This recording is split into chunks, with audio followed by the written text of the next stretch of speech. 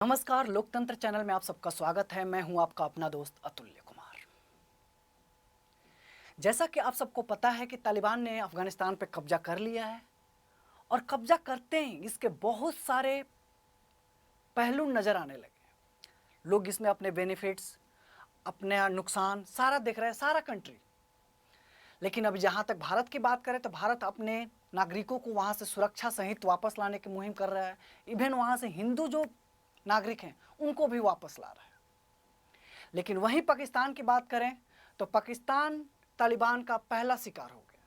लेकिन तालिबान को अफगानिस्तान पे कब्जा करते हुए पाकिस्तान इस तरह से खुश हुआ था, इतना खुशी जाहिर की थी जैसे उसको लगा कि इकोनॉमिक में और वहाँ का टेरर आतंक ख़त्म हो चुका है। लेकिन तालिबान का पहला शिकार ही पाकिस्तान हो गया। मैं उसको आपको सबको बताऊंगा कि ये मैं कैसे कह रहा हूँ, क्यों कह रहा हूँ कि तालिबान का पहला शिकार ही पाकिस्तान हो गया। और ये तालिबान और पाकिस्तान भारत के लिए कैसे खतरा है, इस मुद्दे पे भी आप लोगों से चर्चा करेंगे। अपने भी आप लोग अपना राय और कमेंट्स, विचार हमारे कमेंट्स में बताइएगा। कमेंट सेक्शन में आप बताएंगे कि आप लोग क्या सोचते हैं, कैसे देखते हैं। पहले अभी हम बात करते हैं कि पाकिस्तान भारत के खिलाफ तालिबान को कैसे यूज कर सकता है, कैसे भारत के लिए ये खतरा है, उस बारे पे हम आप लोगों से बात करते हैं। जैसा कि आपको पता है कि तालिबान ने अफगानिस्तान पे कब्जा कर लिया और अफगानिस्तान से भारत का रिश्ता बहुत ही मधुर और सुगम था। वहाँ पे भारत इंफ्रास्ट्रक्चर ग्रोथ के लिए बहुत सारे इन्वेस्टमेंट भी किए थे, जैसे पार्लियामेंट वहाँ बनवा रहा था, रोड बनवा रहा था, डैम्स बनवा रहा था। वहीं तालिबान इन सब चीज़ों को दरकिनार करते हुए उन पर कब्जा कर लिया। कब्जा करते ही पाकिस्तान ने इतना खुशी अपनी जाहिर करी कि इसको लेके भारत ही पहले अलर्ट हो गया।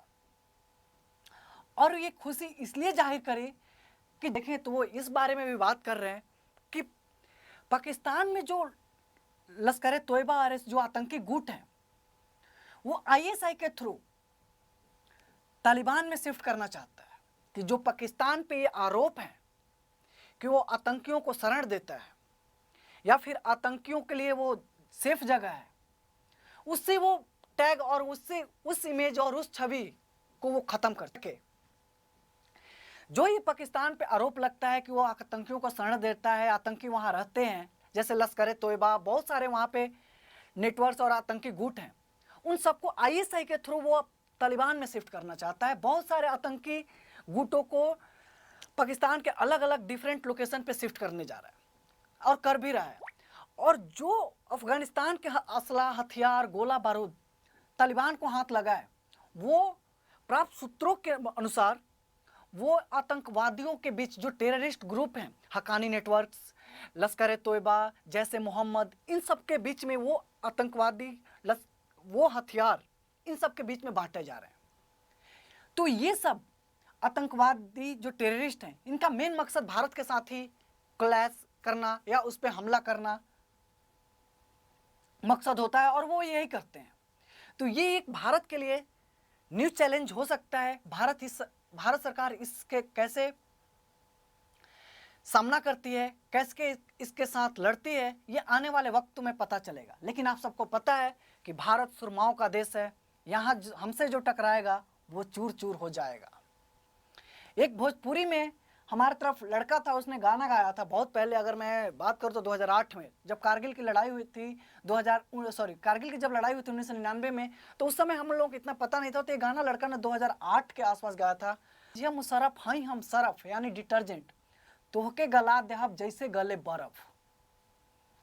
तो मैं ये बताना चाहता हूँ कि हमारे जो देश के जवान हैं उन पे हम शक नहीं करते और घमंड से कहते हैं कि हम आर्मी के बदौलत अपने घर में सेफ हैं।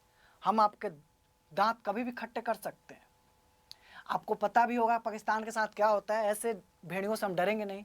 लेकिन हम ये भी बता दें कि ये पाकिस्तान और तालिबान का ये डील भी हो सकता है, भारत को परेशान करना। जैसे पीओके में अभी वो क्रिकेट मैच करा रहा है, ये सब सारे चीज़ भारत के खिलाफ वो यूज कर सकता है। आप लोग अपने विचार हमारे कमेंट्स बॉक्स में बताइएगा कि आप लोग क्या सोचते हैं, भारत सेना इन लोगों के साथ कैसे टैकल करेगी और भारत सरकार इनको कैसे जवाब देगी।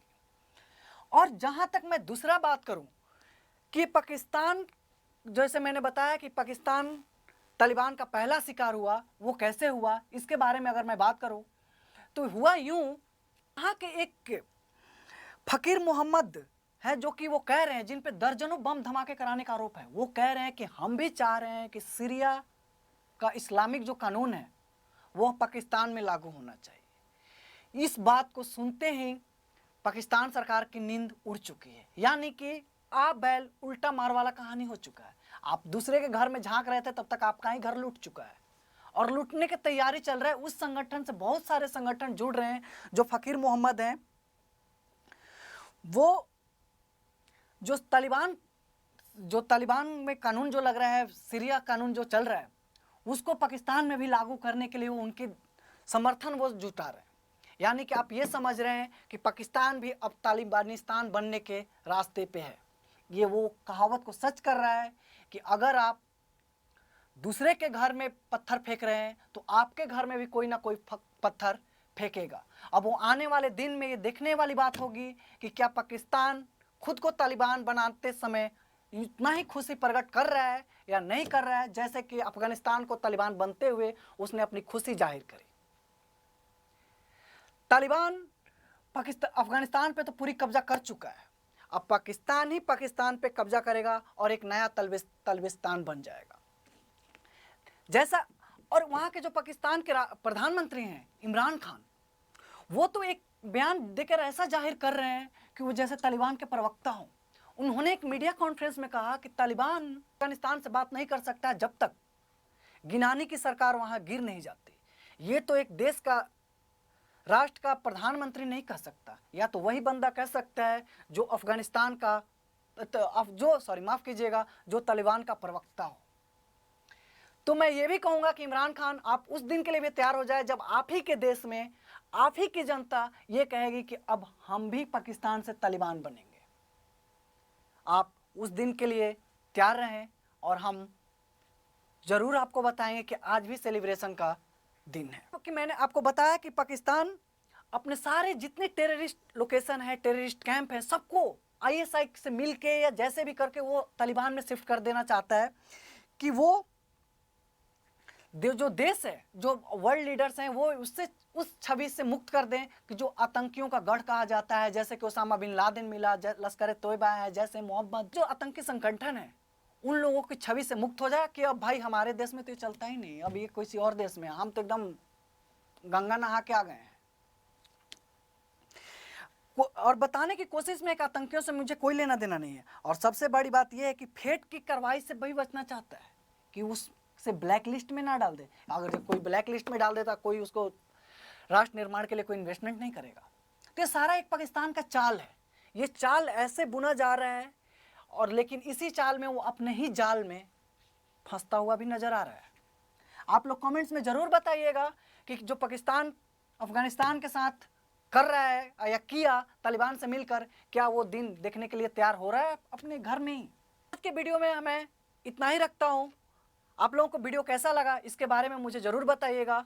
लेकिन मैं यहीं पे आप लोगों का धन्यवाद और शुक्रगुजार हूँ कि जिस तरह से आप लोग मुझे सपोर्ट कर रहे हैं वो एक काबिल तारीफ़ है। इसके लिए भी आप सबको बहुत बहुत धन्यवाद। नमस्कार।